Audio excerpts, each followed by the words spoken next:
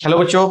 तो आज जो हमारा टॉपिक है वो है सीएफटी, क्रिस्टल फील्ड थ्योरी। हम लोगों ने क्या पढ़ लिया था? पोटेंशियल कंपाउंड्स के अंदर बेसिक टर्मिनोलॉजी पढ़ ली थी, और हमने क्या पढ़ा था? वर्डनेट थ्योरी पढ़ ली थी, वीबीटी पढ़ ली थी, और नोमेनक्लेचर्स पढ़ लेते आईयूपीएसी। ठीक है। और जो हमारा नेक्स्ट टॉपिक है वो क्या है? CFT, crystal field theory. तो क्रिस्टल फील्ड थ्योरी में क्या होता है बच्चों? क्रिस्टल फील्ड थ्योरी सबसे पहले हम लोग समझ लेते हैं कि this is a model of electronic structure of transition metal complex. Transition metal complex का क्या होता है? ये इलेक्ट्रॉनिक मॉडल होता है जिसमें हम कंसिडर करते हैं इसके डी ऑर्बिटल के एनर्जी को। जो हमारे पास में सेंट्रल मेटल एटम होता है, भाई central metal atom D orbital होता है। डी ऑर्बिटल, इसमें क्या होता है? 5 ऑर्बिटल होते हैं, और इनकी एनर्जी क्या होती है? सेम होती है। और इनकी सेम एनर्जी होने पर, ठीक है, लाइगेंड्स इनकी एनर्जी को क्या करता है? चेंज कर देता है। ठीक है, इनकी एनर्जी को चेंज कर देता है, स्प्लिट कर देता है, इनकी एनर्जी को डीजेनरेसी फॉर्म को खत्म कर देता है। तो वही हम लोग क्या करेंगे, आगे देखेंगे इसमें होता क्या है। चलिए भाई, जो सेंट्रल मेटल एटम होता है ये पॉजिटिव चार्ज की तरीके से कंसीडर होता है, और जो आपका एनायनिक लाइगेंड होता है ये नेगेटिव पॉइंट चार्ज की तरीके से कंसीडर होता है, और न्यूट्रल लाइगेंड्स कंसीडर होते हैं एज अ डाइपोल। ठीक है, पॉइंट डाइपोल की तरीके से कंसीडर होते हैं। Attraction between metal ions and ligand is electrostatics in nature. ये कैसा नेचर का होता है? ये वाला इलेक्ट्रोस्टैटिक्स नेचर का होता है। ठीक है, in the electric field of ligands 5d orbitals of metal atoms। ठीक है, ये यानी कि जो सेंट्रल मेटल एटम के डी ऑर्बिटल्स होते हैं उनमें क्या होती है? एग्जैक्ट सेम एनर्जी होती है, exact same energy, while they splitted into different energy level। ये क्या करते हैं? इनका एनर्जी लेवल चेंज हो जाता है जब लाइगेंड्स इनको अप्रोच करता है।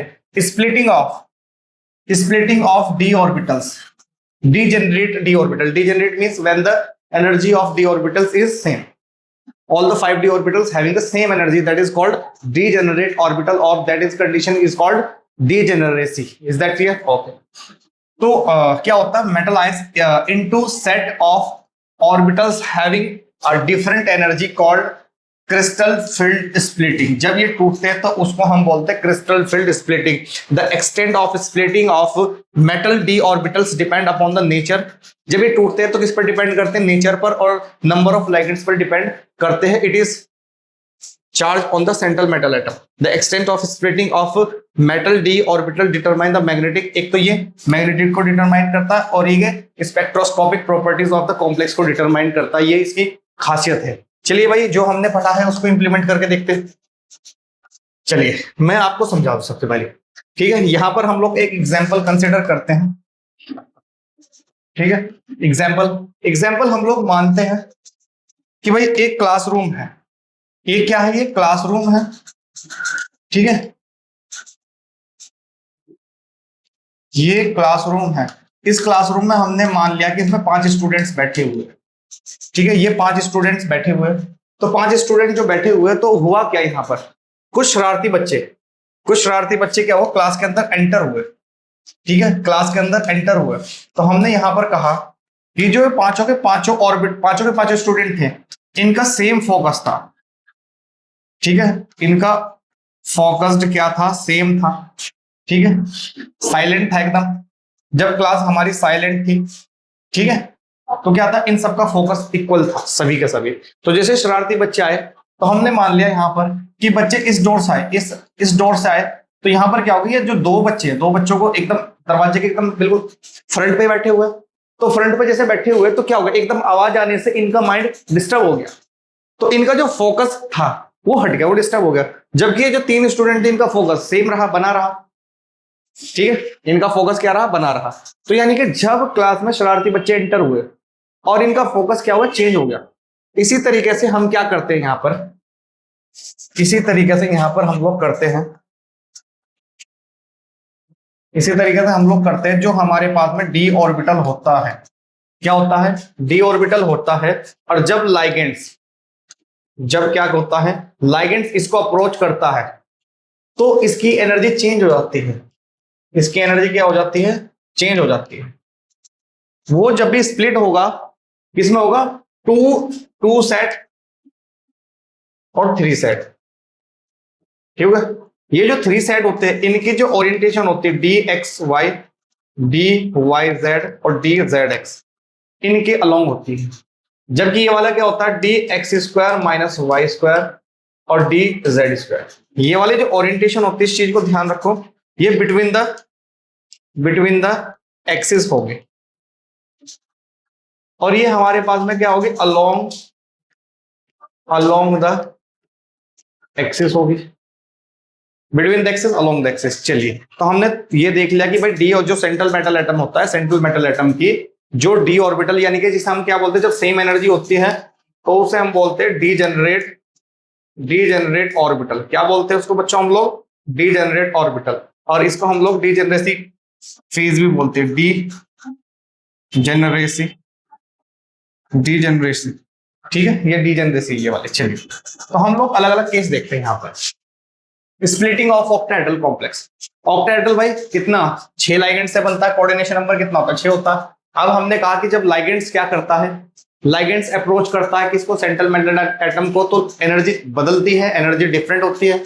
और 6 ligands approach the central metal atoms directly along the axis, यानी कि 6 के 6 एक्सिस मतलब क्या करेंगे, अप्रोच करेंगे। High repulsion, E G are located directly on the axis.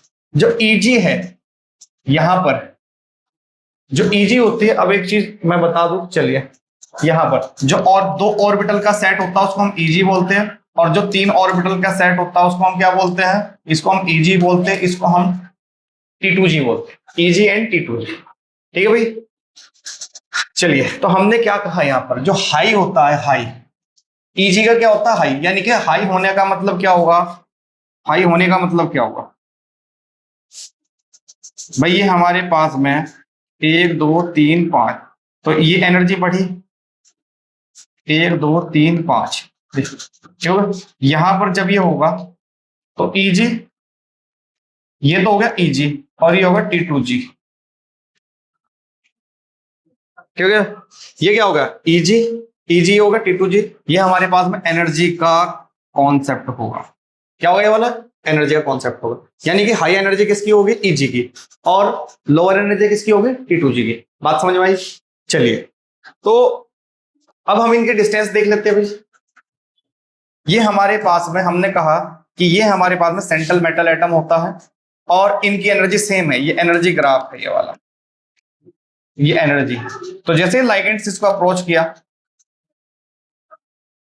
जैसे लाइगेंड्स अप्रोच किया तो एनर्जी बढ़ गई, तो एनर्जी बढ़ने पर तो ये क्या हो गया, स्प्लिट हो गया T2G, ये क्या होगा T2G, और ये क्या हो गया हमारे पास में EG। तो इन दोनों की जो एनर्जी का डिफरेंस है, चलिए ये हमारे पास में होगा, एनसीईआरटी में इसको दिखाया हुआ है 3/5। क्या दिखाया हुआ है ये वाला, 3/5, और ये क्या दिखाया हुआ है, 2/5। 0.6 भी बोलते हैं इसको हम लोग, और 0.4 भी बोलते हैं। ये होता है हमारे पास में DQ मतलब होता है डिफरेंशियल क्वोशिएंट। ठीक है भाई। और ये क्या होता है, ये प्लस में दिखाता है, माइनस में दिखाता है। ठीक है, इन दोनों का अगर सम करोगे तो 0 ही आएगा। क्या आएगा, इन दोनों का सम 0 ही आएगा। कैसे कि भाई देखो यहां पर ये कितना दिखाया हमने, +6, और कितने ऑर्बिटल है, 2, तो 2 ऑर्बिटल इक्वल टू +12 होगा। यहां पर कितना होगा, -4। -4 का मतलब कितना होता है भाई, -4 कितने ऑर्बिटल है, 3, तो -12, तो +12 और -12 इन सब का 0, एनर्जी कंजर्व रहती है। तो यहां पर हम इन दोनों का सम क्या करेंगे, 0। तो आप 3/5 अकॉर्डिंग टू एनसीईआरटी में जो डेटा गिवन है इस तरीके से लिखा जाता है। ठीक है भाई। चलिए अब हम देखते हैं भाई किसमें, टेट्राहेड्रल के अंदर। टेट्राहेड्रल में कोऑर्डिनेशन नंबर 4 होता है। तो लाइगेंड्स जो अप्रोच करते हैं बिटवीन द एक्सिस करते हैं, कहां करते हैं, बिटवीन द एक्सिस। और बिटवीन द एक्सिस क्या होते हैं, DXY, DYZ और DZX। ठीक है, ये होता है, ना कि ये DX² - Y² और DZ², यहां से अप्रोच नहीं करते हैं। तो जब ये अप्रोच कहां से करते हैं, बिटवीन द एक्सिस करते हैं, तो हाई रिपल्शन कहां पर होगा, ऊपर वाले में। अभी हमने कहा कि ये वाला 1 2 3 5। ठीक है भाई, एनर्जी बढ़ेगी जब ऑर्बिटल इनके पास में जाएगा, 1 2, ये हो गया, यहां से स्प्लिट कर जाएगा। इस बार हाई एनर्जी पर क्या मिलेगा हमारा, T2G। कौन मिलेगा हाई, उस पर T2G। और लोअर पर कौन मिलेगा, EG। कहां मिलेगा भाई, EG मिलेगा ये वाला। इस ग्राफ को याद रखना। ठीक है भाई। लो रिपल्शन, ठीक है, लो रिपल्शन और हाई रिपल्शन, ये between the axis along the axis, ये वाला। चलिए इसको भी देख लेते हैं भाई। हमारा सेंट्रल मेटल एटम है और ये ऑर्बिटल्स हो गए। लाइगेंड्स इसको क्या करेगा, अप्रोच करेगा। जब लाइगेंड्स अप्रोच करेगा तो एनर्जी बढ़ेगी, और एनर्जी बढ़ेगी तो ये कितना होगा, +4dq। और +4dq को हम लोग क्या लिख सकते हैं, 2/5। और इसको हम लोग क्या लिख सकते हैं, 3/5, यानी कि 0.4dq भी लिख सकते हैं हम लोग, और माइनस कितना इसको भी लिख सकते हैं। ठीक है, ये इजी हो गया। ये क्या हो गया, इजी। इस ग्राफ को आप लोग याद रखोगे। तो यहां पर जो इसकी कॉन्सेप्ट है, पेयरिंग वाला कॉन्सेप्ट है, हम लोग पेयरिंग वाला देखते हैं भाई। यहां पर पेयरिंग वाला देखते हैं। अब ये देखो भाई कि पेयरिंग हम लोग क्या देखते हैं, डेल्टा ओ भी देखते हैं और डेल्टा टी भी देखते हैं, यानी कि क्रिस्टल फील्ड। इसको हम लोग क्या बोलते हैं, क्रिस्टल फील्ड स्प्लिटिंग एनर्जी होती है, क्रिस्टल फील्ड स्प्लिटिंग ऑक्टेटल, और ये पेयरिंग होगा। अब ये देखो कि यहां पर क्या होगा, अगर यहां पर डेल्टा ओ की वैल्यू ग्रेटर होगी पी से, तो यहां पर लो स्पिन यानी कि पेयरिंग होगी। और पेयरिंग कब होगी, जब हमारे पास में स्ट्रॉन्ग लाइगेंड होगा। क्या होगा, स्ट्रॉन्ग लाइगेंड होने की वजह से लेस, यहां पर क्या होगा हमारे पास में स्ट्रॉन्ग लाइगेंड है, जहां लो स्पिन होगा, लो स्पिन होगा तो यहां पर डेल्टा पेयरिंग होगी यहां पर। ठीक है, और ये क्या होगा हमारे पास में, डेल्टा ओ लेस देन होगा तो हाई स्पिन होगा, नो पेयरिंग। ठीक है भाई, चलिए। तो हमने यहां पर क्या कहा है कि लो स्पिन का मतलब पेयरिंग होना। क्या होगा यहां पर क्या होगा, पेयरिंग। ये होगा हमारे पास में, पेयरिंग होगी। और यहां पर क्या होगा, यहां पर हमारे पास में डेल्टा ओ क्या होगा, लेस देन पी, तो यहां पर क्या होगा, नो पेयरिंग। ठीक है, तो ये स्ट्रॉन्ग लाइगेंड और वीक लाइगेंड की वजह से हम लोगों ने वीबीटी में पढ़ा था ये वाला। चलिए इसके कॉन्सेप्ट हम लोग देख लेते हैं। कॉन्सेप्ट क्या है भाई, देखो सिंपल सा कॉन्सेप्ट, डीडी ट्रांजिशन हम लोगों ने पढ़ा था कि जब व्हाइट लाइट किसी कॉम्प्लेक्स पर पड़ती है तो वो क्या करती है, स्पेसिफिक कलर्स को एब्जॉर्ब करती है। और कलर्स एग्जैक्टली क्या होता है, वो नहीं होता, उसका कॉम्प्लीमेंट्री होता है। क्या होता है, कलर्स कॉम्प्लीमेंट्री होता है, जो एब्जॉर्ब नहीं होता है। If a complex absorb green light तो इट विल लुक्स रेडस। ठीक है, जो कलर एब्जॉर्ब हो जाएगा वो दिखाई नहीं देगा। ठीक है, जो कलर एब्जॉर्ब हो जाएगा वो कलर नहीं दिखाई देगा। चलिए, रोल ऑफ इलेक्ट्रॉन्स। तो इलेक्ट्रॉन्स का रोल क्या होता है, जिस टाइम क्रिस्टल फील्ड होता है, ये एक्सप्लेन करता है। Electron normally sit in a lower state, lower energy level. Suppose that, जैसे कि हम लोग बात करते हैं यहाँ पर कि इलेक्ट्रॉन्स कहाँ है भाई, ये हमारे पास में 1 2 3 5 है, ये T2G है और ये हमारे पास में EG है। अब इसमें क्या हुआ, इलेक्ट्रॉन यहां से यहां गया, यानी कि लोअर एनर्जी से, लोअर एनर्जी से लोअर एनर्जी से हायर एनर्जी में गया। ठीक है, absorb specific light, they get enough energy to jump a higher empty energy level, यानी कि T2G से, कहां से, T2G से EG में गया। तो जब EG में गया तो वो क्या करेगा, यानी कि ये अपने आप तो जानेगा नहीं, इसको क्या होगा, इसको पर्टिकुलर अमाउंट ऑफ क्या होगी, एनर्जी की रिक्वायरमेंट होगी। जब इसने एनर्जी एब्जॉर्ब की तो एनर्जी एब्जॉर्ब करने पर ये इस डी से इस डी में गया, यानी कि T2G से EG में गया ये वाला। ठीक है भाई, चलिए। तो ये इसके एग्जांपल्स हैं, जैसे कि complex absorb blue green light, इसने क्या काम किया,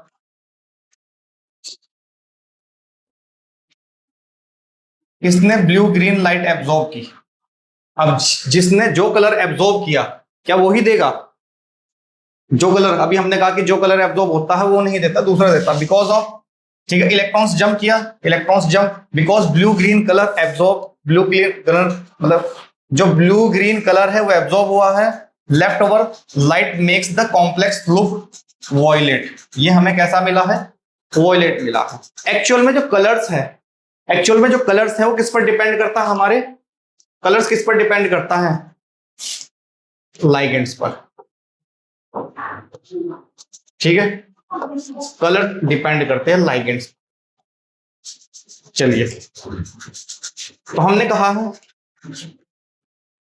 ligands are essential if there are no ligands attached to central metal atom, ठीक है। the colors the energy levels do not split by, अगर ligands ही नहीं होने के तो क्या होगा, जो ऑर्बिटल्स है, जो डीजेनरेट ऑर्बिटल्स होते हैं, उनकी एनर्जी स्प्लिट नहीं होने की। Without this split electrons can not jump, substance will be colourless और व्हाइट, ठीक है। तो कलर मतलब कलर्ड कंपाउंड होने का मेन क्या रीजन होता है, अनपेयर्ड इलेक्ट्रॉन का होना। ये हमने डीडी उसमें पढ़ा था, किसमें, डी एंड एफ ब्लॉक के अंदर। तो अब इसमें क्या होता है भाई, जब लाइगेंड्स अप्रोच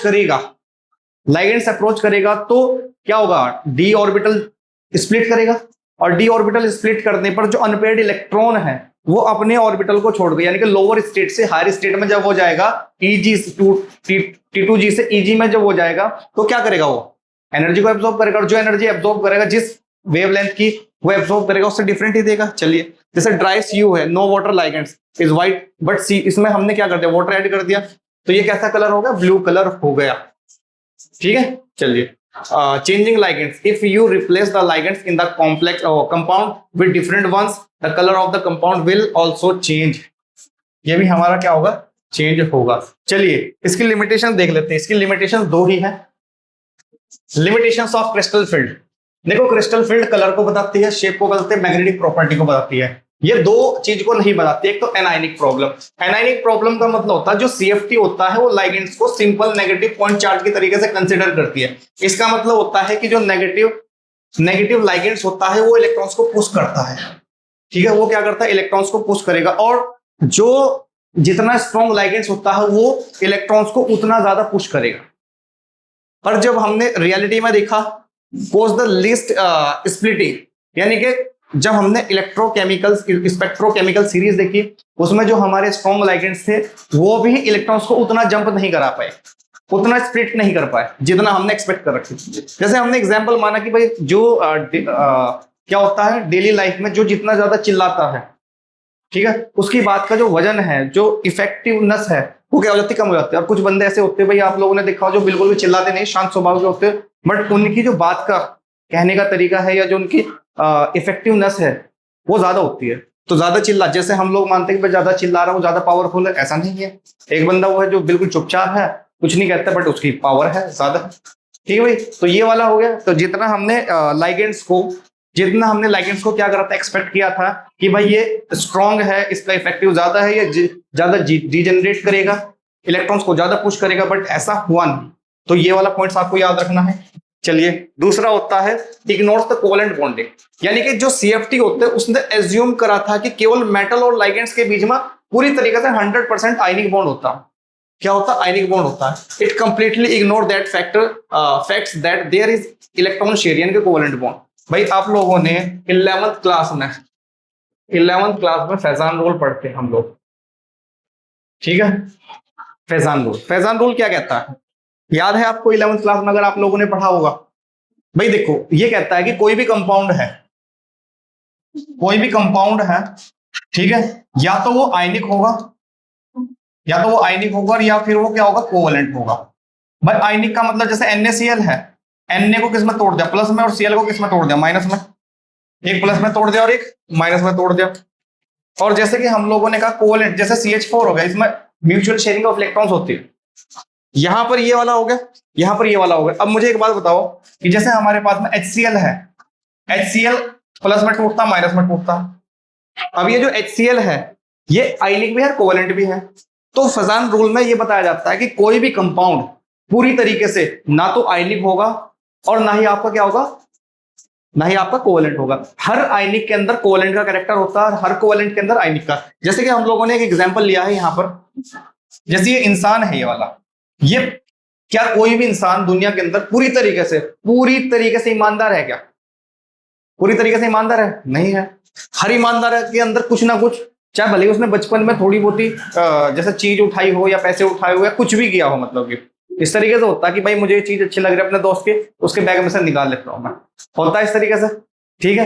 पूरी तरीके से ईमानदार दुनिया में कोई नहीं है, ठीक है। और अगर हम बात करें बेईमान की, क्या दुनिया में, जैसे कि हम लोगों ने कुछ स्टोरी ऐसी भी पढ़ी कि कोई डाकू हुआ है, ठीक है, कोई गुंडा हुआ है, और उसके अंदर भी कहीं ना कहीं इंसानियत हुई है, ठीक है, तो यानी कि दुनिया के अंदर कोई भी पूरी तरीके से बेईमान नहीं है और कोई भी पूरी तरीके से ईमानदार नहीं है।